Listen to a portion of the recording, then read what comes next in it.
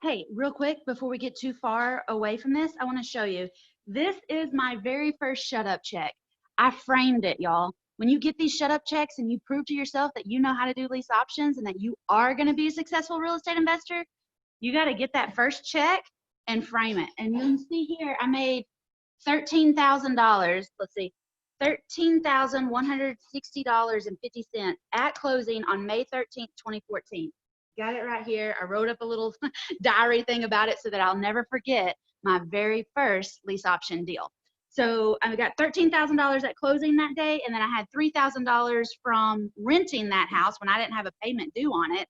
So I actually made $16,000 instead of 15.